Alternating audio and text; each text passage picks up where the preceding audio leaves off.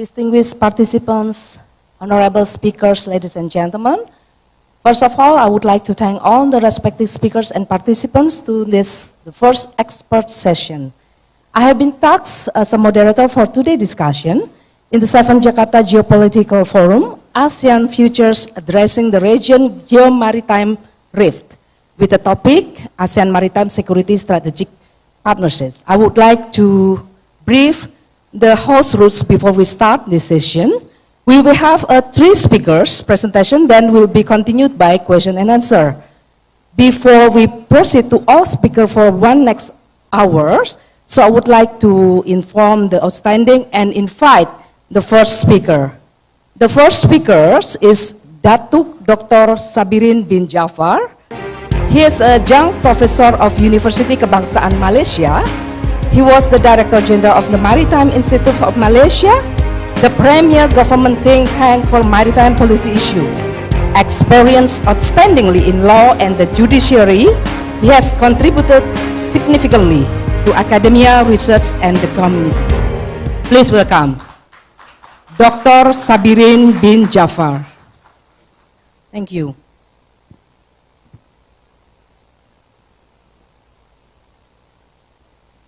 The second speaker, I would like to invite Professor Amparo Pamela Fabe.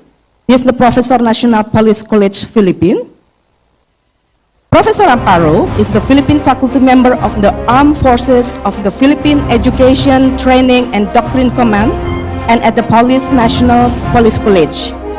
She also teaches advanced security classes for the Special Forces, the Philippine Marine Corps, the Philippine National Police Special Action Force, and the Philippine Coast Guard. What a wonderful services.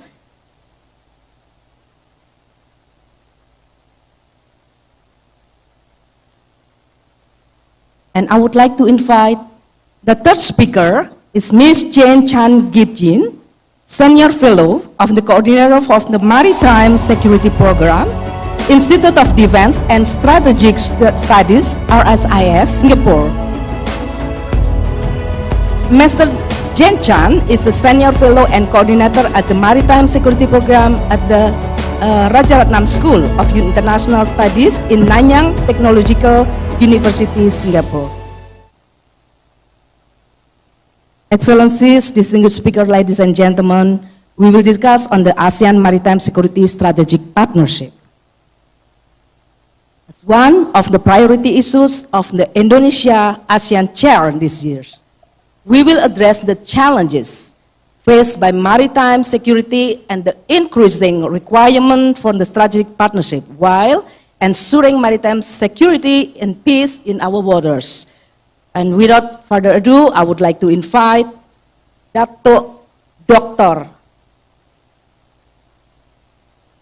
Sabirin Jafar. Please, the time is yours.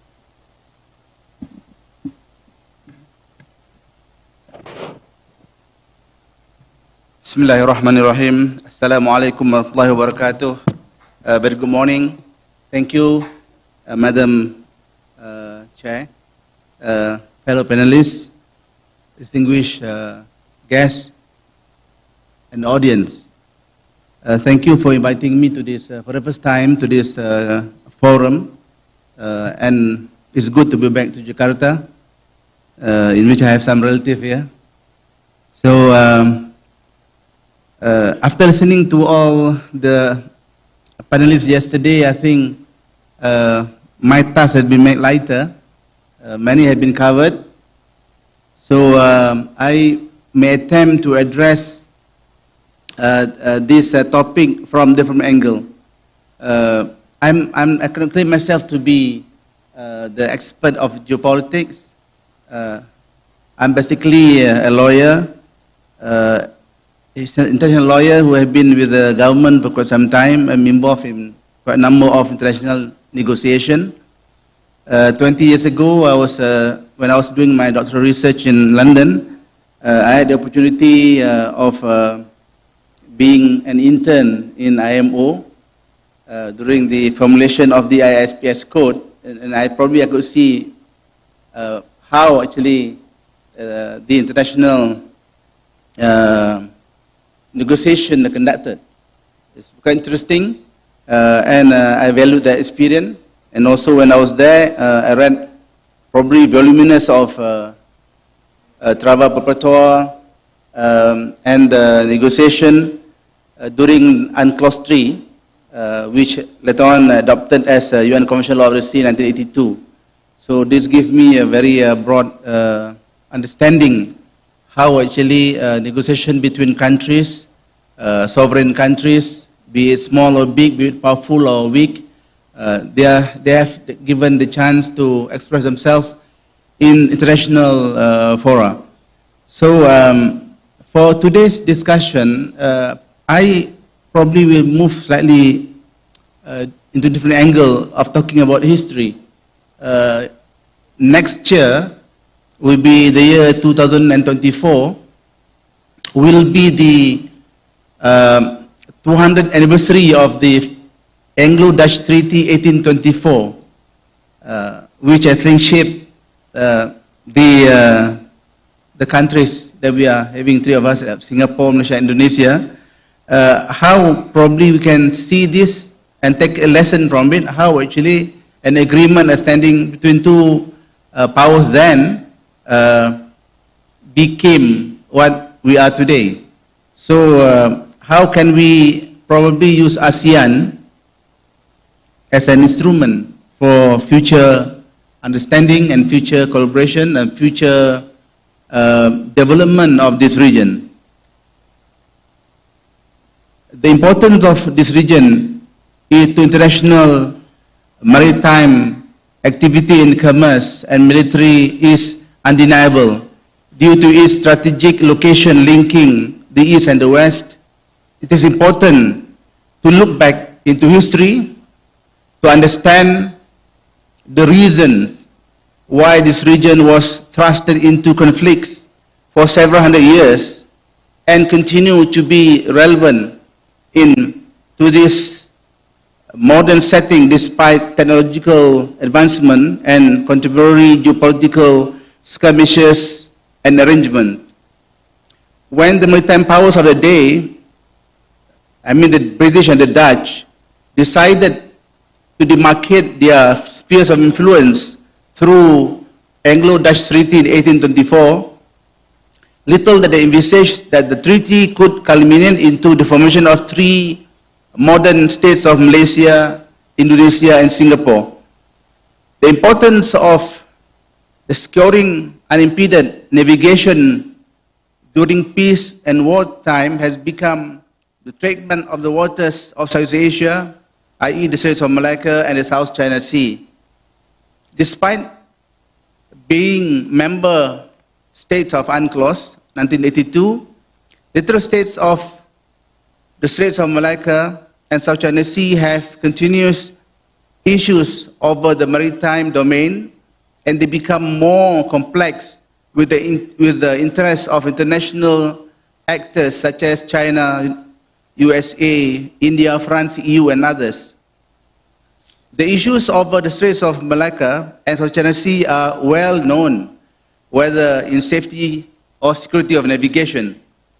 For Straits of Malacca, the largest straits used for international navigation, there have been international cooperation to ensure safety and security of the straits, with regional cooperation agreement in combating piracy and armed robbery against ships in Asia, known as RICAP, adopted in 2004 by 16 states in the Southeast Asia region in the forefront. As sovereignty has always been the single most important issues for any nation, security in Southeast Asia is regarded to be domestic affairs before bilateral, trilateral, or multilateral cooperations are considered. Much discussion has been devoted to the maritime security issues over the years concerning the Straits of Malacca and South China Sea. The reasons are obvious.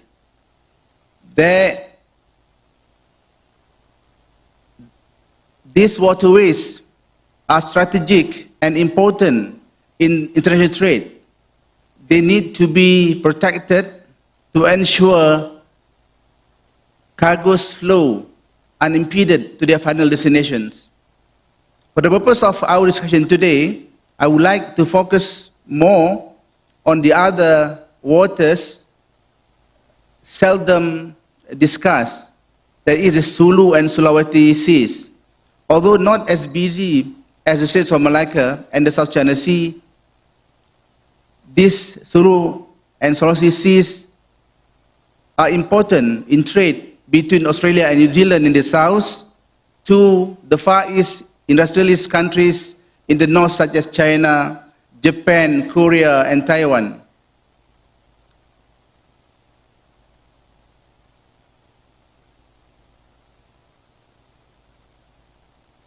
It can be projected that their importance will increase with the shifting of Indonesian capital from Jakarta to Nusantara in the near future.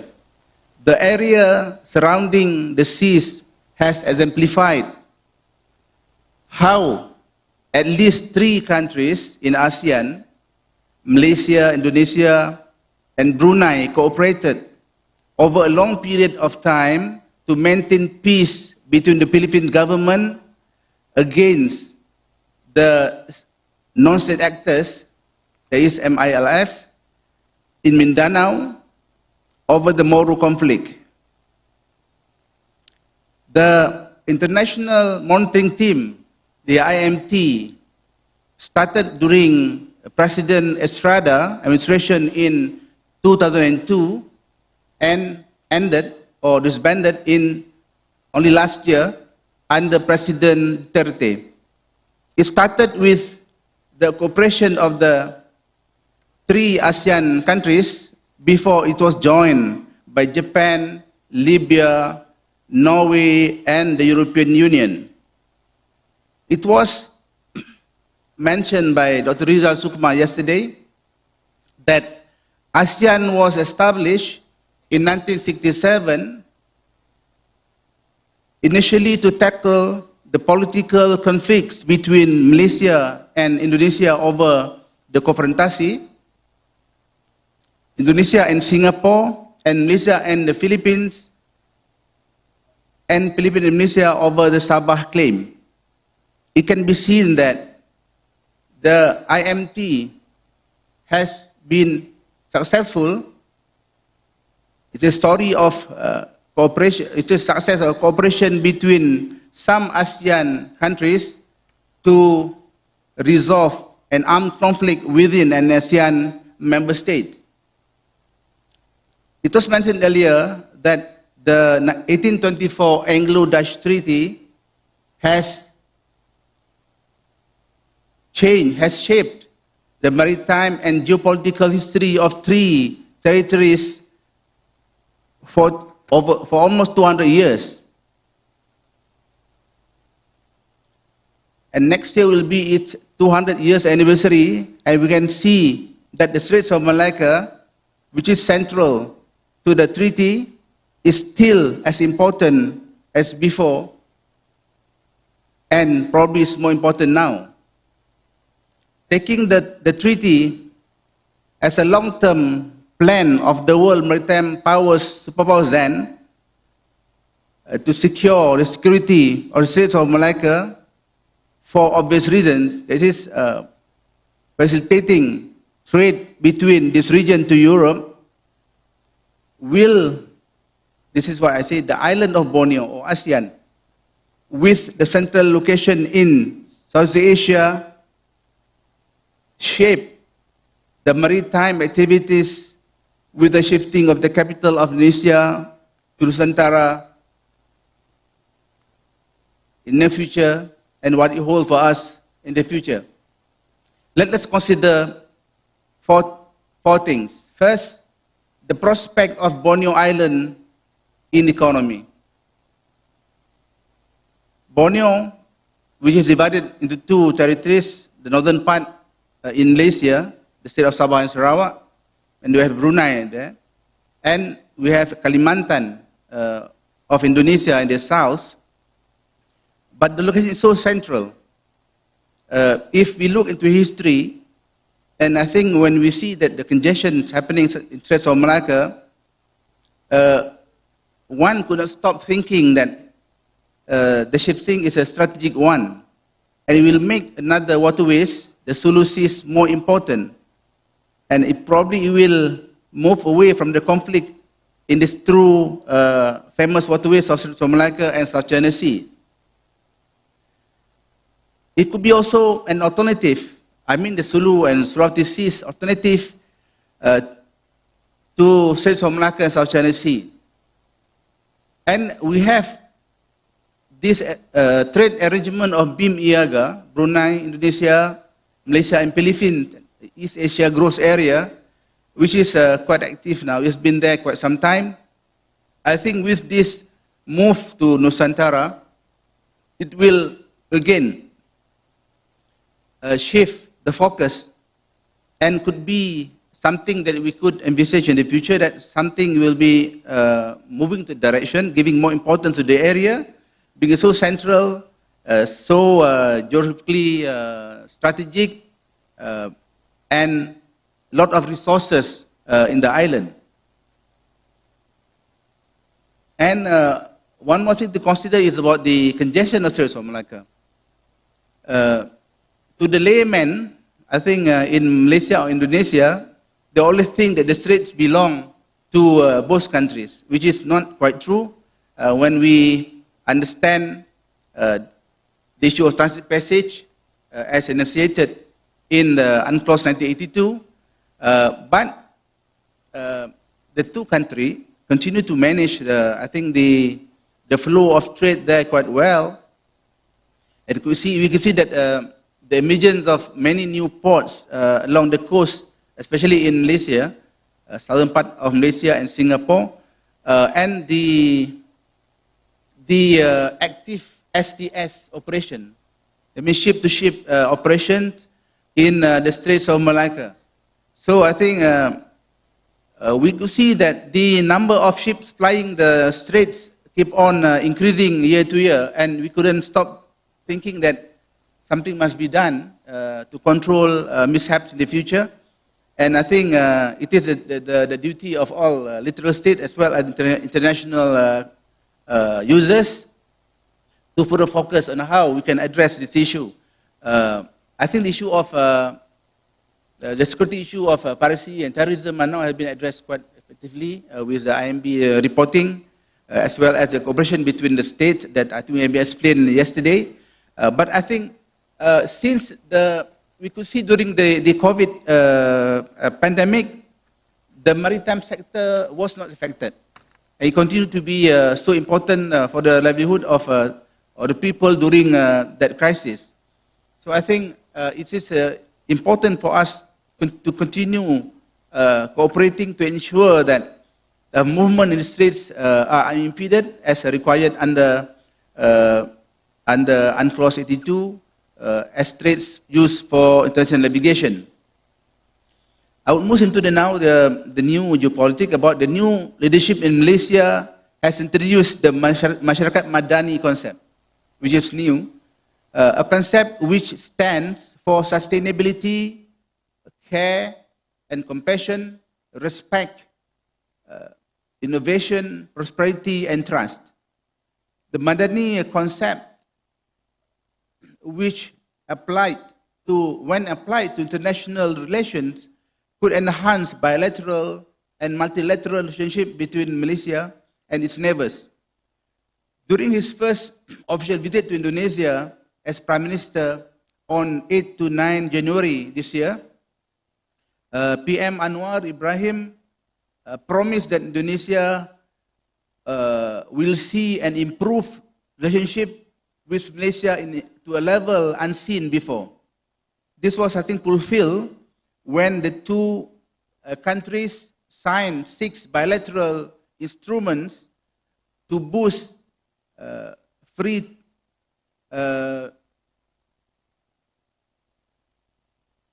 trade during President Jokowi's visit to Kuala Lumpur on 7 to 8 June 2023.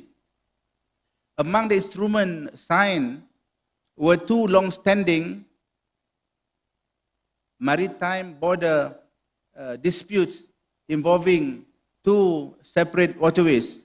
There are treaties relating to the delimitation of the territorial sea in the two countries in the southernmost part of the Malacca Straits, and the treaty between Malaysia and Indonesia relating to the delimitation of the territorial seas of the two countries in the Sulawesi Seas. However, the details of the delimitation agreement in both have not been released to date. However, PM Anwar has explained in Parliament 2 days ago that the Malaysian sovereignty was not compromised, but highlighted it was important for the two countries to have good relations and resolve outstanding issues beyond territorial seas delimitation. I think this indicates that the importance of willingness between two neighboring countries to resolve and settle outstanding issues amicably. I think this is something in line with the, apart from the Madani concept, it's also in line with the ASEAN centrality. I think this is a concept to some people is quite vague. I remember during the Indo-Pacific meeting in Paris, I think 8 months ago, it was discussed by so many countries involving in Indo-Pacific, the real meaning of ASEAN centrality. Yesterday, I think Pak Rizal mentioned it quite clear. You know that, and we informed that the Chinese leader during the Shangri-La dialogue in Singapore 2 weeks ago mentioned also about this, that, you know, we know it, you know. The people outside us may not understand it quite clearly, but we know, you know, what it means. We know the cooperation, sensitivity, respect between each countries, in which for 10 countries forming ASEAN to work hand in hand since 1967 itself is a good achievement, I think. Because no other areas in the world, I think, have experienced colonization, you know, as seasoned as these countries in this area. Myself, I hail from Malacca. We had this, the Sultanate, you know, which conquers most part of the peninsula and Sumatra in the 15th century before it was invaded by Portuguese, and then for 120 years, followed by the Dutch for 150 years, and then the British, and then we have this handing over from the British to, from the Dutch to the British, according to the Anglo-Dutch Treaty, 1824, and it remains there, and we have a Japanese occupation for 3 years and 8 months, and then before we got independence. Indonesia has a more checkered history, I think, under the Dutch. And I believe that, you know, this understanding, you know, but because of this concept of tanah air, the land and water, which had been there for thousands of years, people roaming the seas, you know, without problem. I remember that a lot of people from my kampung come from Sumatra. I myself hail from Payakumbuh, I think my my descendants. So I think there was free flow of communication then. But because of this 1824 treaty, separate us. And so we have to deal it. So, but I think in our heart, we know it. We are all probably brothers, yeah? In the real sense that we know the sensitivity. There will be a movement of workers from Indonesia to Malaysia. And we have, you know, we were some sort of quite dependent on them to develop the country. This is a fact that we may accept. And I think that come together with the issues of robbery treatment and how actually the Malaysian businessmen come to Indonesia, opening a plant. It was discussed quite openly during the recent meeting of the two leaders. We see that this is something which is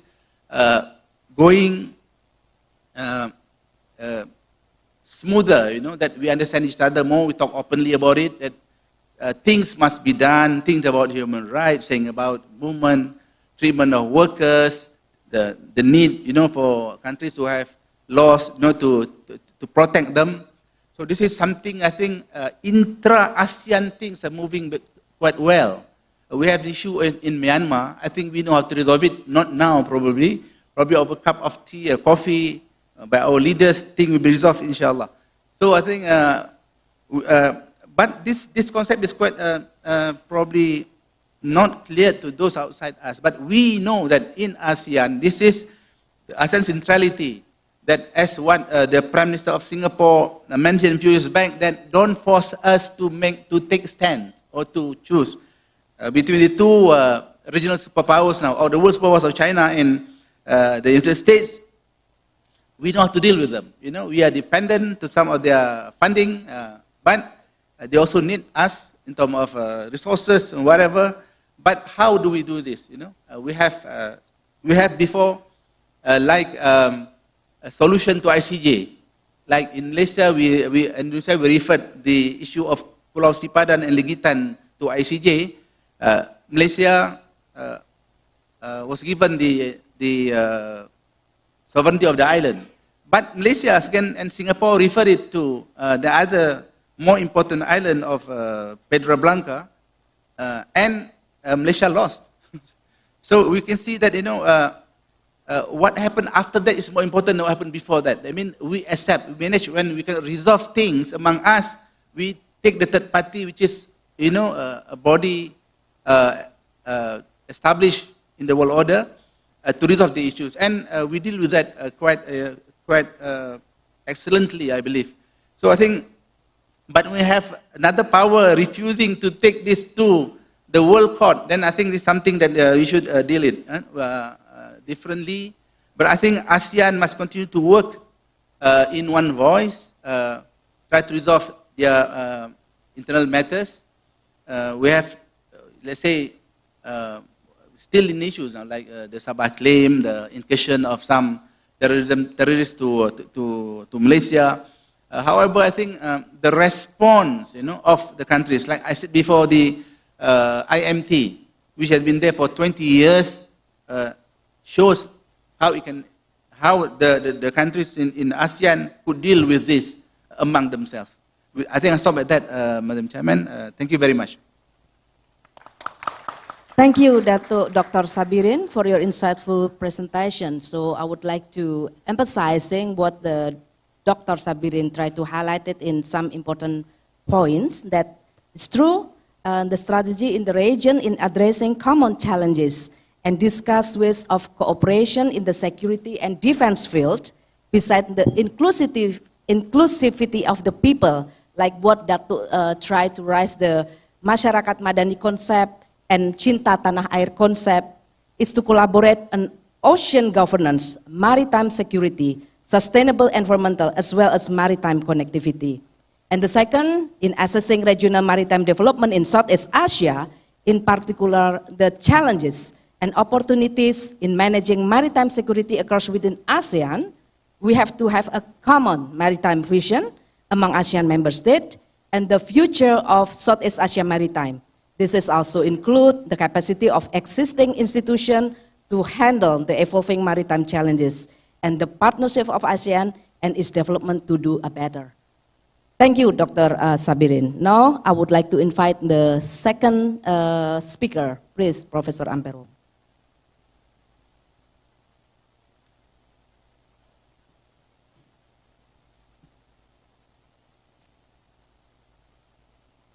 Okay, a pleasant good morning to all. I would like to thank Governor R.D. Wijajanto of Lemhanas for having invited me to speak at the 7th Jakarta Geopolitical Forum. I am deeply honored and happy to be here to speak on the topic of ASEAN Maritime Strategic Security Partnerships. I am handling a class of 100 students composed of senior officers of the Philippine National Police, the Bureau of Jail Management and Penology, the Bureau of Fire Protection, and 10 Coast Guard commanders who are patrolling the South China Sea and the Sulu and Celebes Sea. So during this semester, my student posed to me this question: Professor, how will you handle military-grade laser in the South China Sea? And with all honesty, I gave him my answer: I don't know. Then we go to the second slide. Here is the official photo released by the Philippine Coast Guard on the military-grade laser incident last February 6, 2023. Then we proceed to the next slide. What is the current situation for the Philippines? We have to tackle the Chinese maritime militia. And according to the Asia Maritime Transparency Institute, for a 12-month period ending in September 2022, they have monitored at least an average of 20 Chinese ships near the Iroquois Reef in Palawan. And the presence of these ships resulted in dangerous maneuverings as well as the incident with respect to the military-grade laser. Now, the Philippine Coast Guard manual does not have any entry on dangerous maneuverings and military-grade laser. So I think that this incident would be a start in updating our manual with respect to incidents in the South China Sea. Now, this question brings me to the outline of my lecture. Okay, what was the Philippine response to the Chinese maritime militia? The Philippines filed 627 diplomatic protests.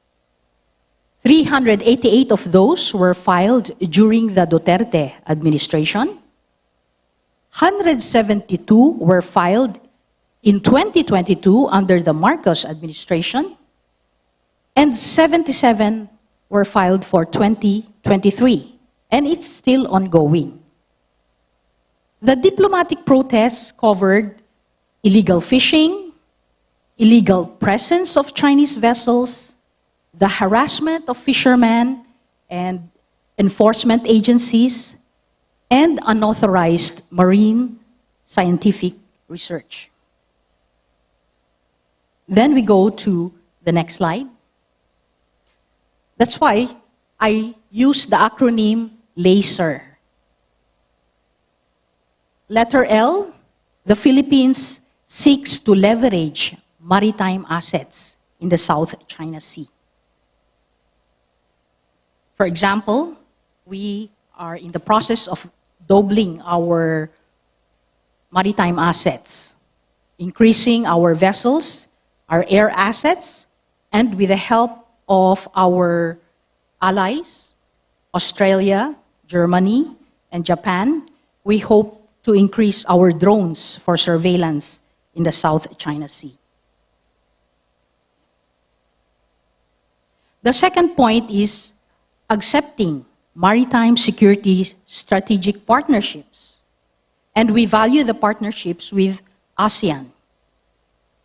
For example, we have the trilateral cooperation agreement finalized last 2017 among Indonesia, Philippines, and Malaysia in the Sulawesi Seas, or more specifically, the 1 million square kilometer tri-border area between the southern Philippines, Indonesia, and Malaysia, which has been the focus of intensifying defense cooperation in order to stem transnational organized crime and terrorist threats.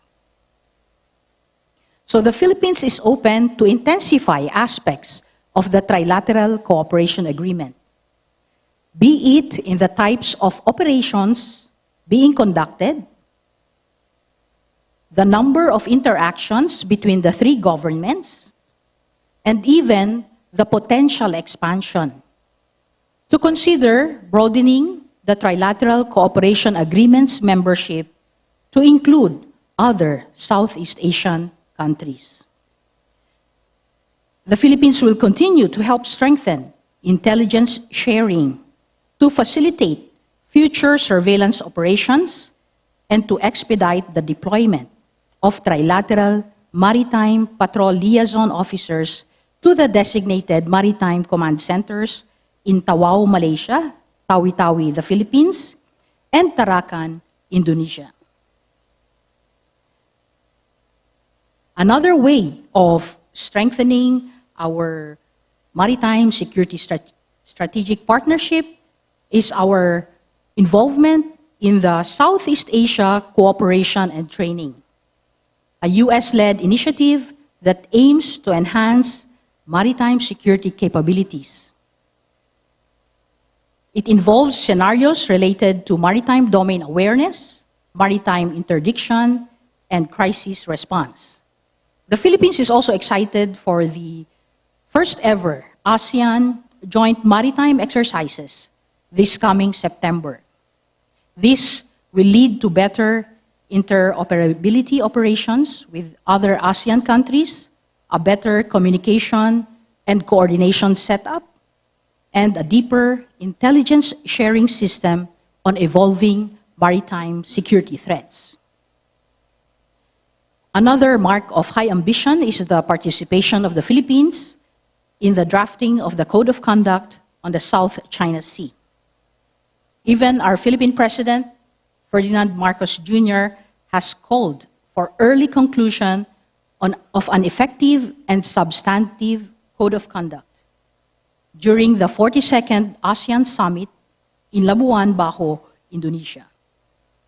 Specifically, President Marcos said, and I quote, "We will continue to urge all to abide by the 1982 United Nations Convention on the Law of the Sea as the Constitution of the Oceans. We must ensure that the South China Sea does not become a nexus for armed conflict. We must avoid the ascendance of a might and an aggressive revision of the international order. In an increasingly volatile world, we require constraints on power contained by the force of the rule of law." End of quote. While I was drafting my lecture for today, what came to my mind is the inspiration of the figure of the architect of Indonesia, President Sukarno, who reflects a person who is a consensus builder and a unifier. If President Sukarno were with us today, he would surely work for the conclusion of the Code of Conduct of the South China Sea. The second point is accepting maritime security strategic partnerships, and I would like to cite our partnership with Singapore. Singapore offers training programs and exchanges that cover areas such as maritime security, naval operations, maritime law enforcement, and maritime intelligence. Another partnership is with Vietnam. The Philippines and Vietnam has a growing partnership in maritime security and information sharing to address challenges such as piracy, maritime terrorism, and illegal fishing. Japan is also active in giving the Philippines donations as well as official development assistance to add another 10 multi-response vessels for maritime patrols in the South China Sea. The United States Coast Guard assists our Philippine Coast Guard by providing U.S. Coast Guard cutters as training platforms for our officers. For this year, the U.S. Coast Guard will train 100 Philippine personnel. And during the first quarter, the U.S. Coast Guard also trained personnel of the Philippine Coast Guard and the Philippine Bureau of Fisheries and Aquatic Resources in bilateral operations, professional exchanges, search and rescue and communications exercises, small boat operations, multi-vessel maneuvering, and maritime domain awareness drills while at sea. So for the particular exercise, they implemented the search and rescue exercise, where the three organizations practiced searching for a distressed vessel, shipboard firefighting techniques, and recovering and treating persons in the water. Recently, last June 2023, Japanese and Philippine Coast Guard ships also staged law enforcement drills in waters near the South China Sea. Three other close allies include Australia. Australia helps us with maritime patrols and capacity building programs. Germany also helps us by donating Airbus helicopters to enhance our surveillance of the Philippine coastline. France also provides technical assistance, training, and consultancy services focused on joint patrols with Philippine counterparts to secure freedom of navigation in the South China Sea. Then we go to letter S. Seek guidance from ASEAN and extra-regional allies.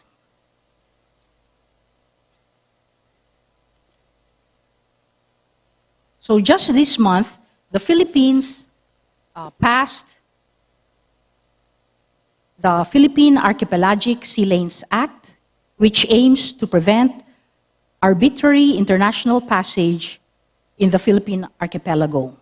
The law provides the coordinates designating the sea lanes and air routes suitable for the continuous and expeditious passage of foreign ships and aircraft through or over its archipelagic water and the adjacent territorial sea. Then we go to letter E, exert efforts in capacity building and intelligence sharing, focusing on soft diplomacy. So the Philippines joins the Balikatan exercises, the Southeast Asian, the Kaagapay exercise, which also just happened this month, and also the SICAT exercises. So through the joint maritime patrols that the Philippines does with our allies, our Philippine Coast Guard is able to enhance its capacity for maritime law enforcement. Capacity building continues. We are sending 100 Coast Guards personnel to Japan, 100 to the United States, and another 100 to Australia. So this capacity building is aimed at increasing the competence of our Coast Guard personnel in carrying out their law enforcement capabilities, as well as ensuring the integrity of the territorial waters of the Philippines. Finally, letter R, review bilateral, multilateral arrangements in the South China Sea. And here, the Philippine Coast Guard focuses on deterring irregular, unreported, and unregulated fishing. The Philippines loses $1.6 billion annually to irregular, unreported, and unregulated fishing. The second point is the Philippine Coast Guard also needs help in addressing environmental and marine pollution. So we have had several oil spills the past few months. For example, last March 22, 2023, there was a large oil spill from an industrial oil tanker. There were a total of 800,000 liters of oil in Oriental Mindoro. And we were helped by the US Coast Guard in cleaning up the oil spill. We were also helped with $284 million from the insurance company of the oil tanker. In 2013, 500,000 liters of oil were spilled in Manila Bay, and in 2006, a large tanker sank in Guimaras Island, spilling 109,000 gallons of oil in the island. So we will need ASEAN cooperation with respect to marine pollution, specifically oil spill. We need to increase our capacity building for oil spill rescue specialists in this particular region. The Philippines also commits itself to a free and open Indo-Pacific. We respect freedom of navigation, and we hope to achieve that together with our allies. And another important point is cooperation in humanitarian action and disaster response in the region. The Philippines is visited by 27 typhoons annually. Therefore, we need the help of our allies in order to carry out a more responsive and a more dedicated assistance to the victims of these typhoons. The Philippine Coast Guard also placed navigational buoys last May 14, 2023 in the areas of Patag Island, Balagtas Reef, Cota Island, Panata Island, and the Juan Felipe Reef. So these buoys are adorned with the Philippine flag, signifying the country's sovereign rights and jurisdiction over the exclusive economic zone. And then I go to my conclusion. For the next slide. Again, I would like to bring about the figure of President Sukarno, the architect of Indonesia and the proclamator of independence. He wrote, "Reach your ambition as high as the skies. Dream it as high as the skies. Because if you fall, you're going to fall among the stars." The Philippines values its maritime strategic security partnerships with ASEAN, as well as its engagement with extra-regional partners, knowing well that its fate with its defense allies are inextricably intertwined.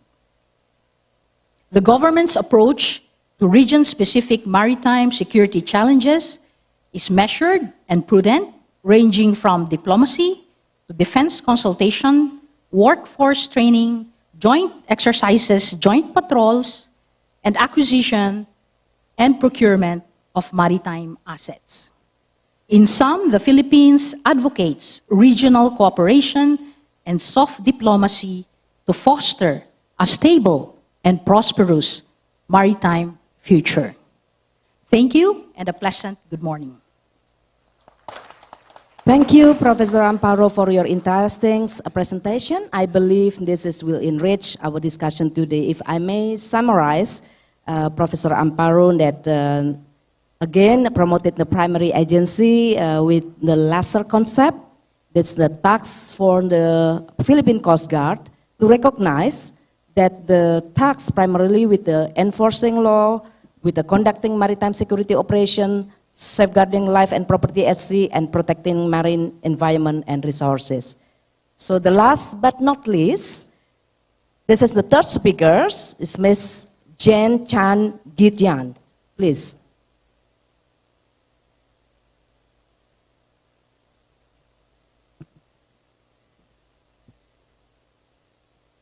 Thank you.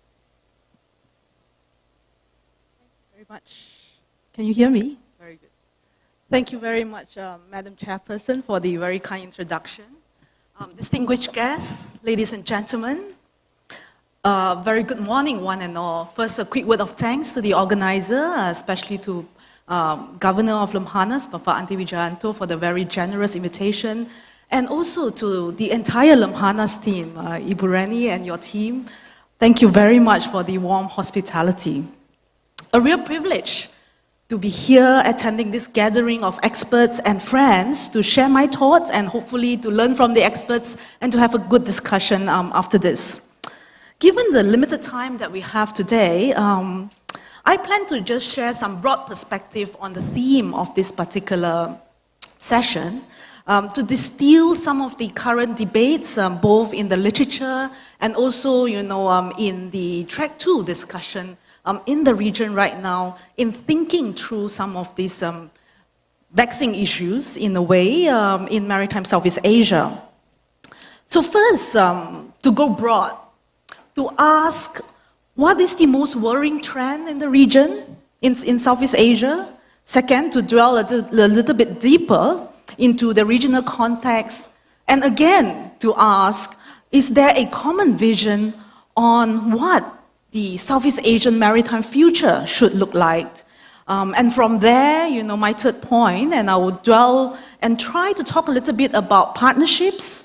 And if there's some time, Madam Chairperson, I will want to comment a little bit on the ASEAN Maritime Outlook, which Indonesia has proposed, and to talk a bit about how it is potentially a tool for Southeast Asia to engage external partners on maritime issues in Southeast Asia. So on to my first point. What is the most worrying trend, in my mind at least, and in the discussion that I've had recently, when thinking about maritime Southeast Asia? I've long assumed, perhaps naively, that all maritime stakeholders agree on the 3 following propositions. Number 1, our aspiration for peace at sea can only be achieved if we have international rule of law. Number 2, in the maritime domain, the legal order is contained, amongst other things, UNCLOS, and we must therefore protect UNCLOS and not undermine it. And 3, in the event of a dispute between states on the interpretation and application of UNCLOS, the dispute should be resolved peacefully in accordance with international law, or as Datuk Sabirin mentioned, right, if the dispute cannot be resolved by negotiation, the party should agree to refer the dispute to a binding third-party mechanism. So what's the concern here? On the first point, on placing our aspiration for peace, safety, and security on international rule of law, I question, and I do worry, about whether there is still such a consensus. And I'll come back to this point when I discuss about a common vision or a common outlook, or the lack of, in this region. Second, on the need to protect UNCLOS and not to undermine it. And this is perhaps where I'm often quite confused, right, by a lot of the current discussion and the different position being taken, hearing calls from regional partners, friends, even regional countries, who on the one hand talk about upholding the rule of law, on the other hand calling for the amendment of UNCLOS. So I often wonder whether there is a conflict here, whether a unilateral call to amend UNCLOS or to sideline its importance is in itself challenging international law. So of course we are very familiar with the long-held argument that if we open up the prospect for amending UNCLOS, we may never reach a consensus to finalize the convention ever again. No doubt. And don't get me wrong, the effectiveness of UNCLOS is often up for debate in this region, and its provisions still a source of contention between states, even in Southeast Asia. There are many examples of non-compliances by many countries within the region, outside of the region. For example, users and abusers of strait-based lines, perceived illegal restrictions on freedom of navigation by coastal states, and the reluctance to acknowledge the rights and duties of the user states in exclusive economic zones. So one could argue that the current US-China tension has magnified the differences in the interpretation and application of international law. And we see tension between the interests of the coastal state on the one hand and those of major maritime power on the other. So the underlying tension, in a way, from the ambiguity and the different interpretation of vital provision of UNCLOS remains unresolved. So third,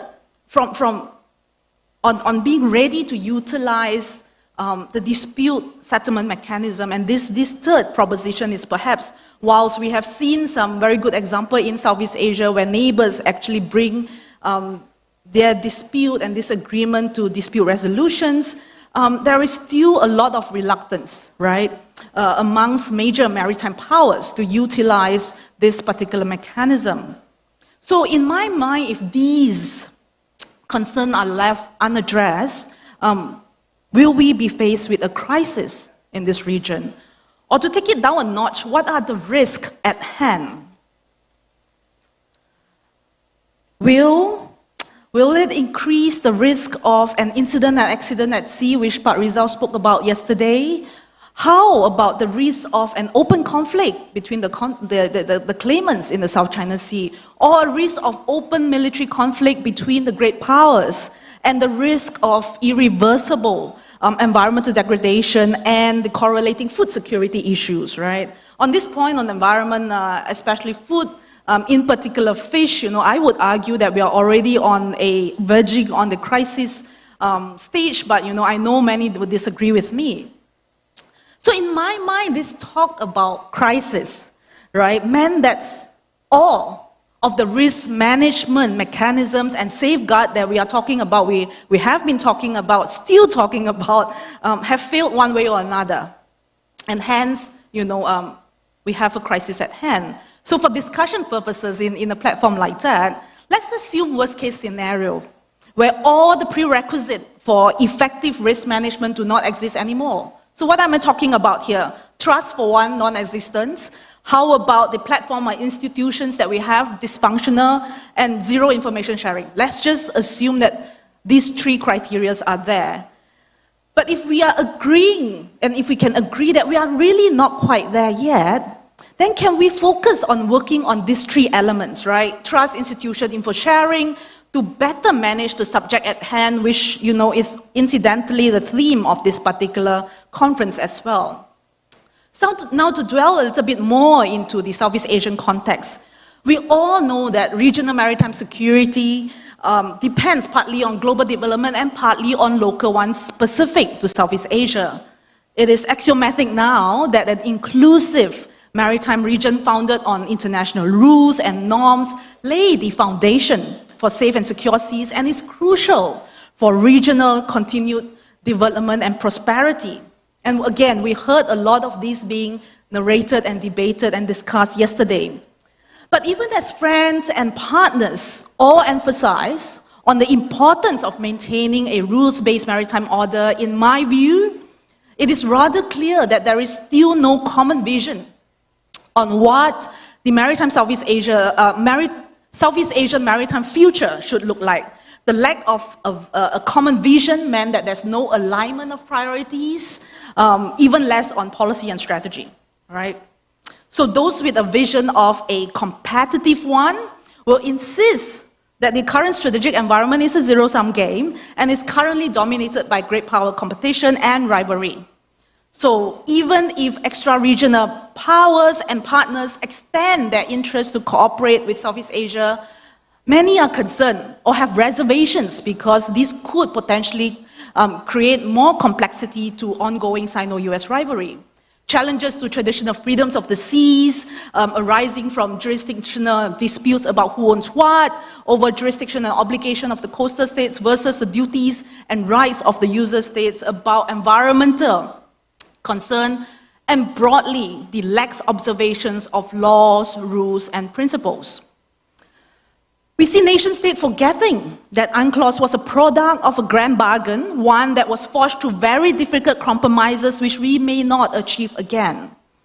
So preserving the right of military users of the sea is one such grand bargain, threaded through the various maritime zones and the correlating passage regimes.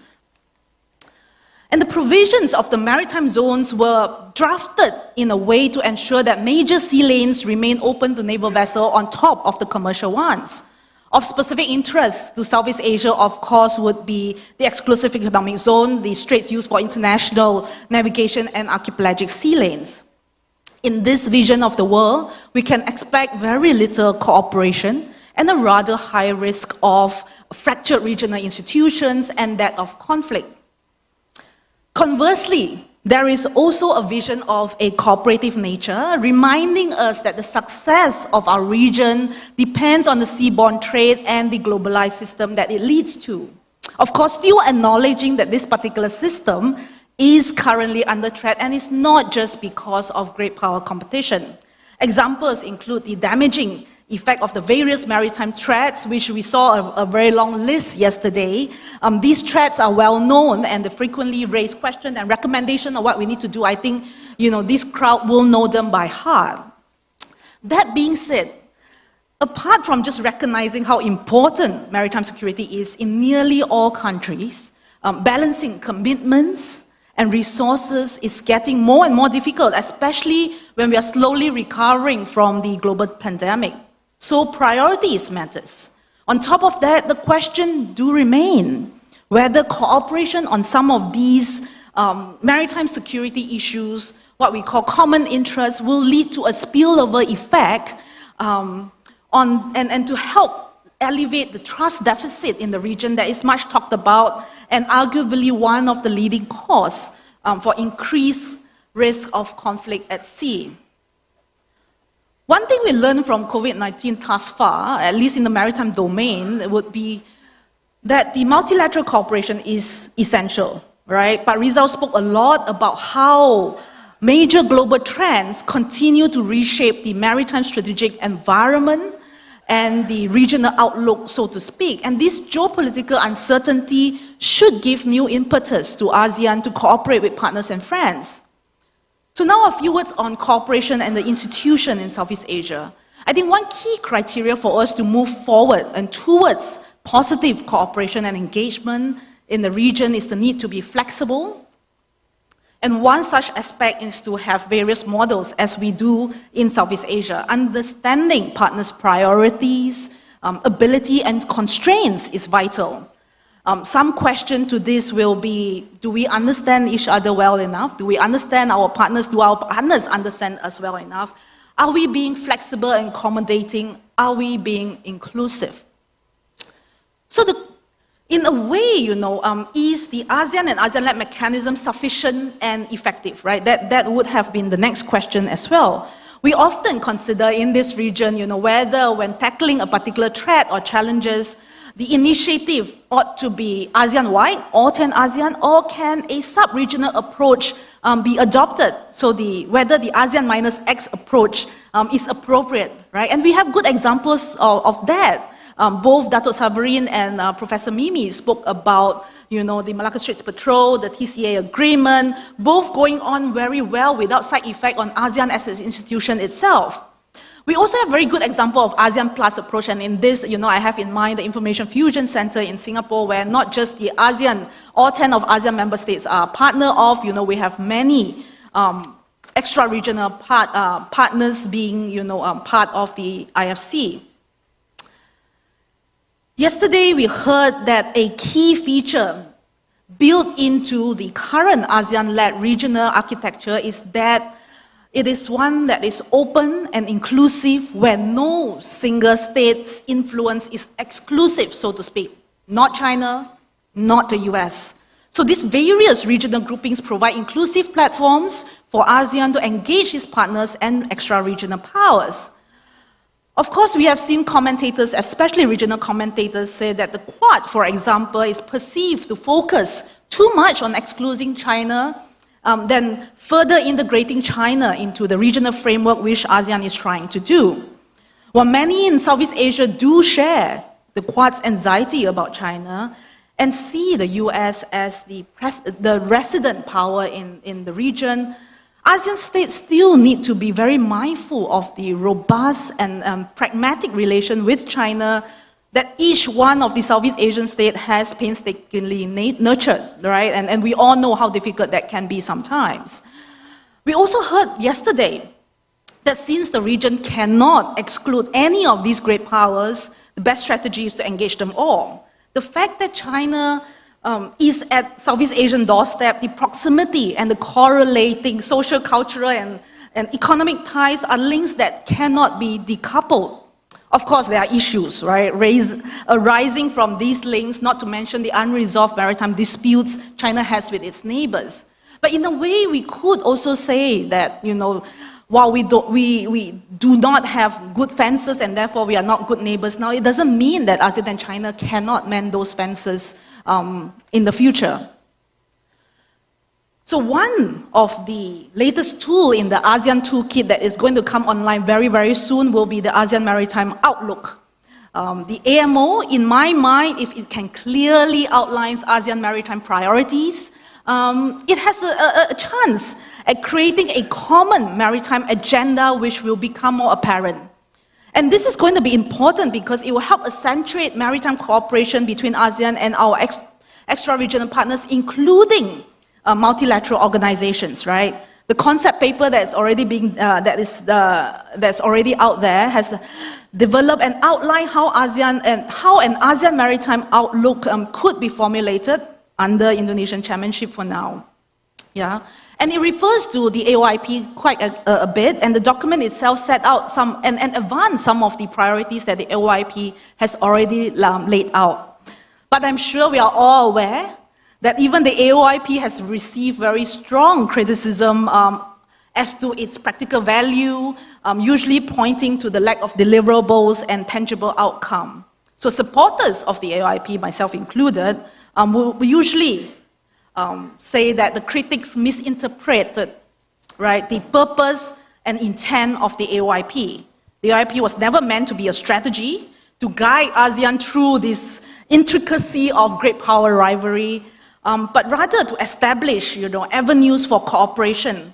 So in my mind, the same expectation should be have of the AMO, right? In a sense that, I really felt that it was very prudent of ASEAN on the first instance to not set it out as a common ASEAN maritime strategy, so to speak, yeah? So we all know that the ASEAN broad maritime perspective comes from differing maritime priorities. The 10, soon to be 11 ASEAN member states has very specific issues that needs to be tackled, and there are very few issues, even though we have a long list of ASEAN maritime priorities, very few of these issues can mobilize a whole of ASEAN action, so to speak. For example, the territorial and maritime dispute in the South China Sea are a priority to few member states, and particularly the claimants. The problems of illegal migration in the Andaman Sea is currently being managed by the littorals.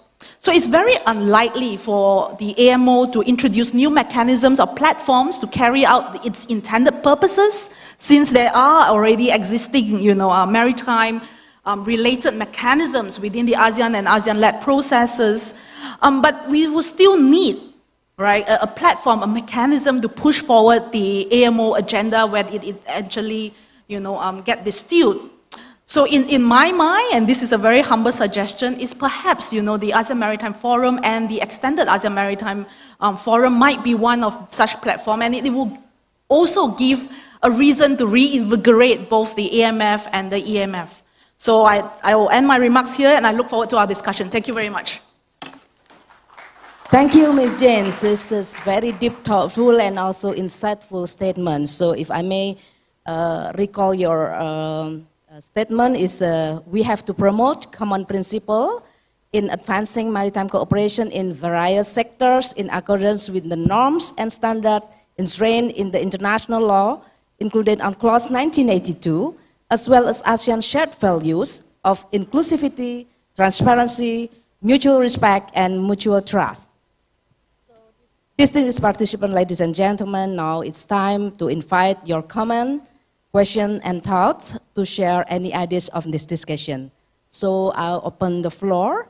Maybe three first in the first session. Would you please mention your name and your institution, and to whom your question to direct? Please, the question and answer session is open. Yes, the gentleman behind. Bisa tolong mic-nya?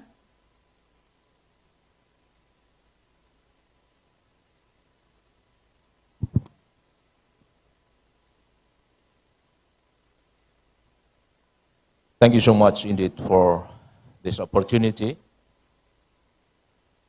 Appreciate it to those keynote speaker and also presentation.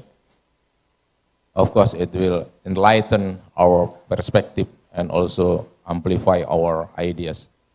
Thank you so much indeed. I am Major General Budi Pramono. First of all, I would like to raise my question to Profesor Amparo. Maraming salamat po. Maraming salamat for quoting my president.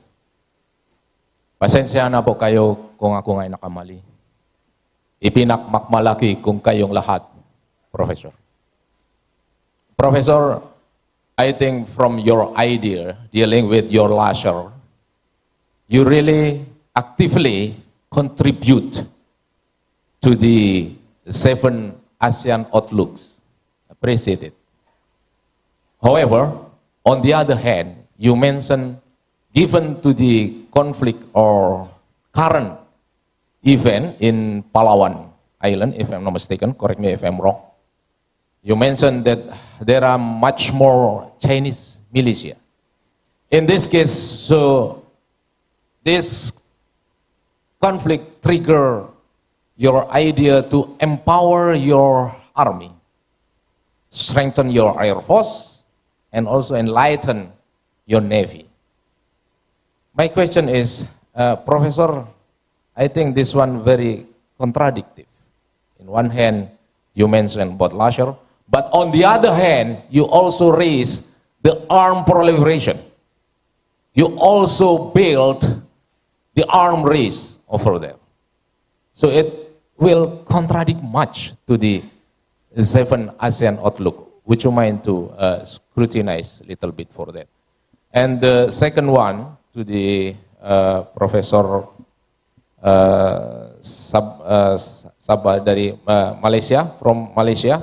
Datuk Sabirin, Dr. Sabirin. Dr. Sabirin, you mentioned about Sulu Island, the importance of the Sulu Islands, Sulawesi Island, and you mentioned also it will, what you call it, joint petrol or whatever the terminology among Malaysia, Brunei, in Indonesia. I think you are very optimist person. From my perception, I really little bit pessimist to see and to observe and also analyze for that combined or joint activity to anticipate Sulu Island and Sulawesi Island. Because come to the interest, come to the national interest, even vital interest, important interest, marginal interest, survival interest,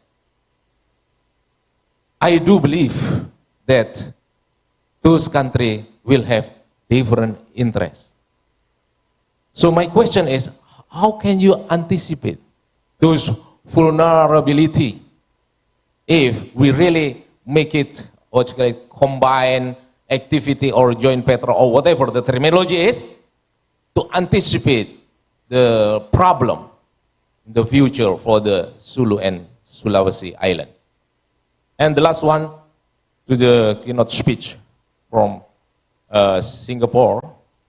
Madam, many people said about what is actually the usefulness of laws. What is actually the certainty that we got from enforce the laws. And also what is actually the justice that we get it when we are talking about laws. And your presentation said about UNCLOS. For your own perception, Singaporean perception, what is actually the justice that you got it?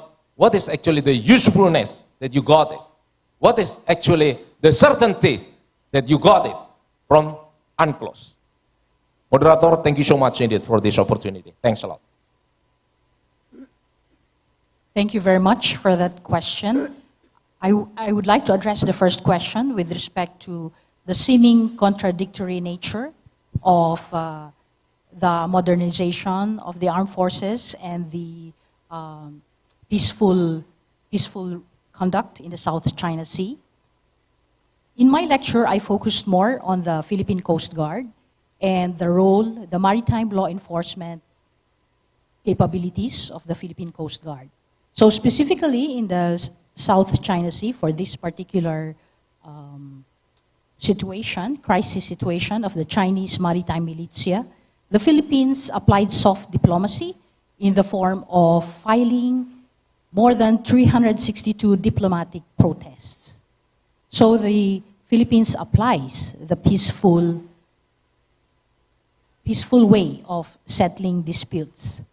And with respect to the modernization of the Philippine Coast Guard, the aim is primarily to strengthen its maritime law enforcement operations, particularly in focusing on irregular, unregulated, and unreported fishing, and also in the area of maritime pollution, because that falls under the mandate of the Philippine Coast Guard, as well as the promotion of freedom of navigation to promote trade and commerce in our territorial waters, and lastly, the one of promoting humanitarian action and disaster response.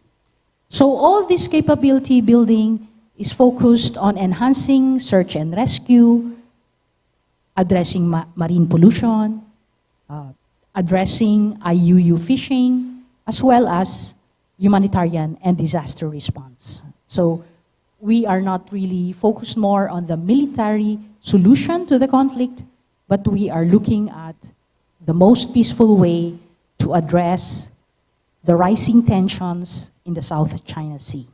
Thank you. Please, Datuk, for the second question. Thank you, Adriani. Thank you, General, for your question and your concern as well. I'm an optimist. I appreciate your experience on the ground, seeing that there are a lot of conflicts happening. It's not easy to manage the area, bordering 3 countries at least. But I touched about the arrangement of the superpowers 200 years ago. And imagine that time and what happened now. And even during negotiation for UNCLOS 3 for 14 years, and how we got that and how we deal with that, it takes years and years. We have to be optimists. We all do our work. I mentioned about this Sulawesi and Sulu Sea as an alternative to this Straits of Malacca and South China Sea, because see the potential of growth. This history about conflict is nothing but economic in nature. People want to have better living, constant supply of food, resources, or whatever. And I think with the BIM IAGA, this Brunei, Indonesia, Malaysia, Philippines, East Asia growth area, and now I project that optimistically that if with the shifting of capital of Indonesia to Nusantara, it will some sort of alter this status quo. People focusing something about growth, economics, and with that they have to protect that. Then you see, I think there will be more active discussion and activities to protect that interest. Like I said that I quoted the issue of the Mindanao arrangement. Started with 3 countries and then joined by Japan, by Norway, and other countries as well. It is probably an example how actually we resolve these issues among ourselves. So we have to be optimistic, because with ASEAN since 1967 now, we managed to resolve all issues, I think, amicably. Where probably some rhetoric here and there, but the leaders of ASEAN since the formation, they are all level-headed and they know the interests, and we know the sensitivity, we respect each other. I think this ASEAN core values, I think, is something we should appreciate, and I'm confident that with level of education, rising among the population and the interest of trade, from countries outside ASEAN, depending on ASEAN. I think this, if we can exploit it proper, we can make ASEAN a really good area. Recently, I had an opportunity to have a research in Pulau Sipadan and Ligitan, a beautiful island. And we see that what the saddest thing is that you see these marine litters not controlled. How actually the heaven, the so beautiful islands, you see a lot of plastics thrown into the sea. And I think the same problem happened, I think, in Indonesia and in Philippines as well. So I think this could be other areas in which, apart from the conflict, we can cooperate in having this, as a protecting the environment, which is, I think, good things, protecting the sea resources, the turtles, the fishes, the beautiful island. I think if we can work together, I think probably we can forget about the conflicts of territory and security. Thank you, that's my answer. Thank you, Datuk. Soon the third question. Thank you very much, Major General, for that very important question. In fact, it's one that I constantly have to remind my student at the Command and Staff College as well. If I can illustrate my answers by pointing to the characteristic of Singapore as a very, very small state, right? So I want to talk to this in two what I call Singaporean identity. Number one, as a small state. Number two, as an island state. So unlike Indonesia, which is one of the largest countries in the world, Singapore, as a small state, has a fundamental interest in the peaceful settlement of international disputes in accordance with international law and its sanction processes, not on the basis that might is right. As an island state, hemmed in by very, very big neighbors, right? Singapore needs to rely on international law, including UNCLOS, to ensure freedom of navigation and overflight, and to ensure that the interpretation and application of these provisions remain consistent. Imagine, for us Singaporeans to get out of Singapore, we need to either fly through somebody else's airspace or sail through somebody else's water. And these freedom of navigation and overflight is provided through international law, including UNCLOS. Thank you. Thank you, Ms. Jane. Any further comments, Chandra? Before I invite another participants. All right. Okay, now I would like to invite second question. Yes, the lady in the front. Mohon mic-nya. Terima kasih. Thank you. Thank you. Thank you so much. So I'm Chuping from Malaysia. So my questions is to all panelists about your assessment on the Naval Coast Guard cooperation in Southeast Asia. So Indonesia. May I know your name and also your institution, please? Oh yes, I'm Chuping Hu from National University of Malaysia, UKM. And my question is to all the panelists about your assessment on your respective countries' Naval Coast Guard cooperation and how this Naval Coast Guard nexus can improve maritime security in Southeast Asia. Thank you. I think about the Coast Guard and everything related to maritime security. So, Professor Amparo or Datuk Sabirin? Okay. I'm not a military person, so Doctor asked about Malaysian state of affairs nowadays. I think it is well known. You see, on the media, on the newspapers, we mentioned about this thing. But assets has been the probably biggest concern of all the states, for Straits of Malacca and South China Sea. It depends very much on the country economy, and that asset is not cheap, things like that. But I think one thing for sure, thing can be resolved. You can have joint exercise, which is being done quite often now. So I think all players, all countries understand each other's limitations, and they would like to overcome it by cooperation. I think this is very important. And then we have a lot of operation before for the Petrol Straits of Malacca, and now we have exercises in South China Sea. I think that could be the answer to this concern about assets and military procurement. Thank you. Thank you, Professor Amparo. Any perspective from your side? Okay, with respect to the naval and Coast Guard operations of the Philippines, I would say that there is perfect interoperability between the two distinct organizations.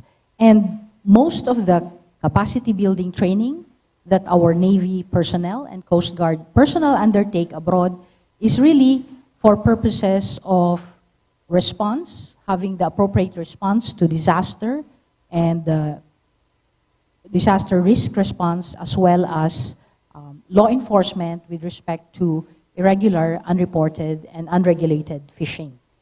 The focus is on non-aggression. We are just focusing on the defense of our territorial waters. Thank you. Thank you, Jen, Dr. yes. Hu. Thank you, Dr. Hu, for the very important question as well. I'll take this question in three dimensions. First, of course, you asked about our own country. In Singapore, as I mentioned in my last answer to the last question, Singapore is a very, very small country with very limited waters and also very limited resources. So naturally, both the Navy and our Coast Guard work together seamlessly, just like the Philippines. But on top of that, there are other maritime agencies that have maritime jurisdiction as well, right? Our civil defense have certain functions when it comes to, fire at sea, incidents at sea. Our Maritime Port Authority is in charge of, and maintaining safety and environmental protection within the Singapore Strait. So all maritime-related agencies work together very, very well. So to talk about how Singapore cooperate with regional countries, and this is where, we have to highlight the jurisdictions of each of these agencies. Unlike some regional countries, our Coast Guard only have jurisdiction within territorial waters. And this is where, you see Singapore having a bit of problem, joining the ASEAN Coast Guard Forum. In a way, we are parties to it already, but thinking about what our Coast Guard can do and its function is highly limited because of, restrictions to the jurisdiction that our Coast Guard have. But still, we are trying to find ways to get around it, to ensure that, Singapore is at the table of an ASEAN initiative. Most recently, in Singapore, we hosted the International Maritime Security Conference in early May in conjunction with Index Asia. This conference is biannual. It was the 8th iteration this year in May, and it's the first time we have one dedicated panel featuring senior commanders from Coast Guards in the region. Both the commander from Pamela and MMEA spoke at this event, highlighting, how there's a real recognition on the important role that Coast Guard and maritime law enforcement agency play in regional waters when it comes to ensuring safety, security of regional waters. Yeah, and also if we think about the Information Fusion Center, when it was first started, it only brought about conventional partners, i.e., only navies were part of it. Today, I believe we already have at least 3 liaison officers from the Coast Guard. Philippines was the first one who sent a Philippine Coast Guard liaison officer to Singapore to be part of this setup. Then the US has a Coast Guard liaison officer there. Most recently, Korean Coast Guard has a liaison officer in Singapore, and I believe that Pamela is already actively and sending very positive vibe that they are going to send a liaison officers to the IFC as well. I think this in combination reminds us that, all agencies, Navy or, the civilian enforcement agencies, all have a very important role to play in regional waters. Thank you. Thank you, Ms. Jin. Now I open the floor for the third participants. Yes, the gentleman I know so many participants interested in your presentation. The middle, gentleman in the middle.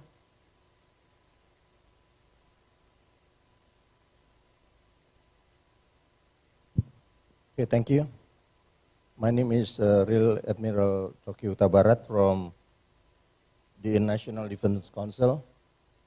I would like to, first of all, I would like to emphasize our theme of the forum today, which is ASEAN Future Addressing the Region Geomaritime Rift. And this morning we already discussed many area from Malacca Strait to South China Sea as well as Sulu. So my question is for the whole speaker, what is your opinion as well as maybe from your country perception for the VII, free and open Indo-Pacific, as well as maybe from what do you think that the ASEAN should do for that? And then in particular for Professor Amparo, Pamela, Fabe, would you like give us more information that how far that the archipelagic sea land passage Philippines that already managed or already conducted? Thank you very much. And the first is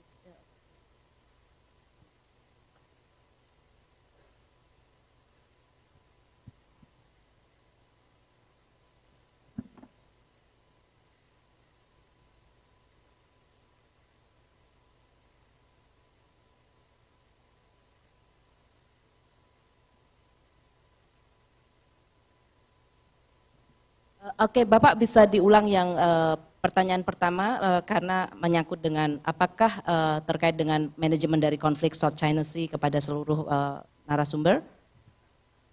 No, I said that first of all, I emphasize that our theme for this forum is ASEAN Future addressing the regions and geomaritime rifts. And then we already discussed many areas from Malacca to the South China Sea as well as to the Sulu. And then my question is very simple because one of the speakers talked about the VII, which is the free and open Indo-Pacific. So I just ask for all the speakers, what is your view from both your view or maybe from your country's view for that VIBs, as well as what do you think that ASEAN should do for those sort of things? And then for the speaker from Philippines, I would like to asking about what the arrangement for the archipelagic sea land passage that the Philippines already do so far. Thank you. Do I make myself clear? Yes, crystal clear. Thank you. Maybe Datuk would like to give any comment about the VII and your Malaysian perspective on that, how to resolve on the conflict related to this and a part of the ASEAN member state. What is your perspective on that? Malaysian perspective. Thank you, Dr. Adriani, and thank you, the speaker. The topic is about the addressing the region geo-maritime reefs.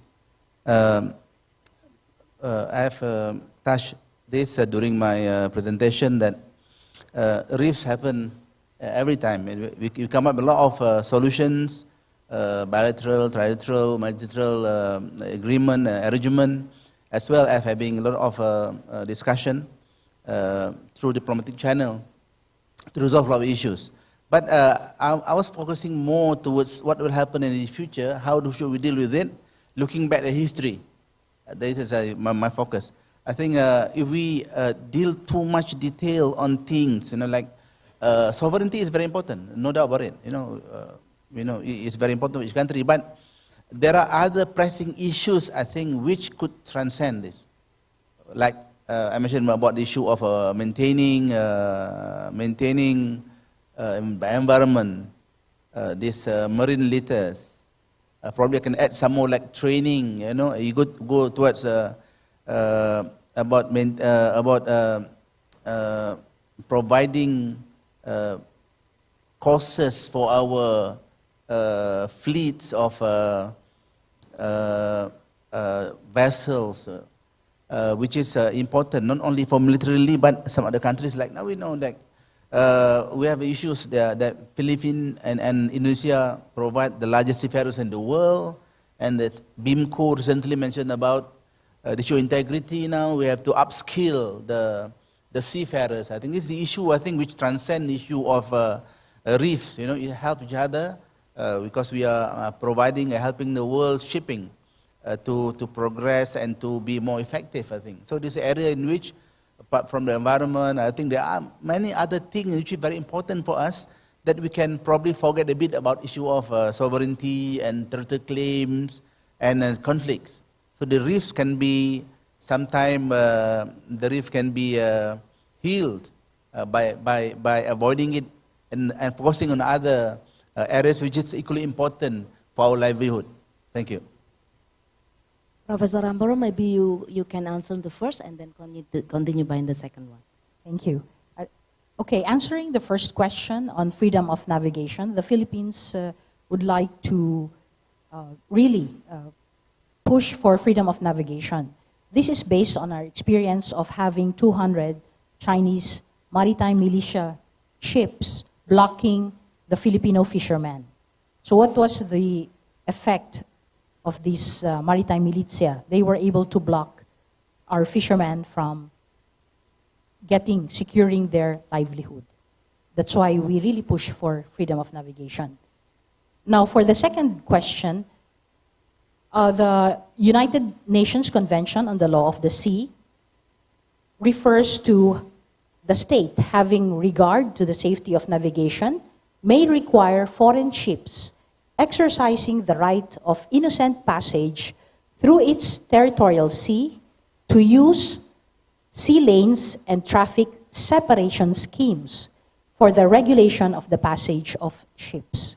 So this law was just passed last May, and we are still waiting for the Senate version and also for the implementing rules and regulations. So for the specifics of the Archipelagic Sea Lanes Act, this will take about 2 more months for the implementing rules and regulations, where the Congress will prescribe the sea lanes and air routes suitable for the passage of foreign ships. Thank you, sir.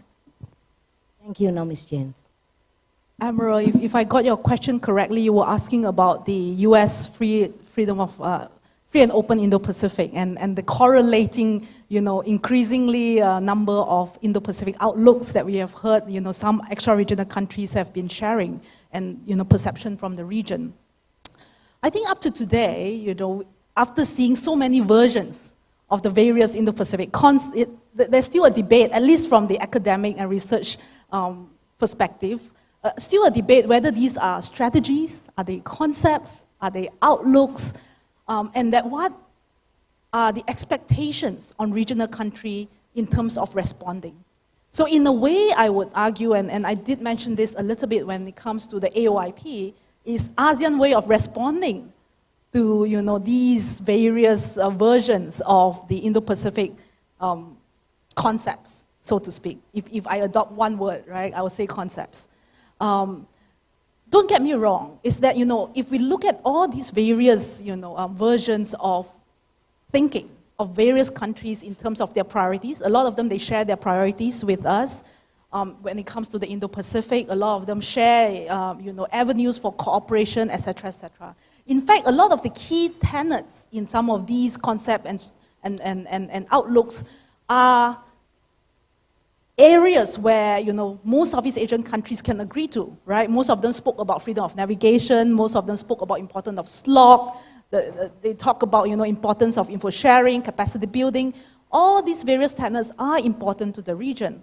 But the fact that we cannot, and there's no clear indication of what these are, and the expectation from regional countries, that, in my mind, is what led to the AOIP. I think you might remember, Admiral, as well, in that there was bickering, amongst ASEAN member states when negotiating the AOIP as well, when drafting the AOIP, and how we end up with putting the word outlook as ASEAN outlook rather than the ASEAN Indo-Pacific outlook, the word outlook. I was told, at least, that it's not semantics, right? This is a message from Southeast Asian countries to say that, sure, we've read, your various version of outlook, concept, strategy.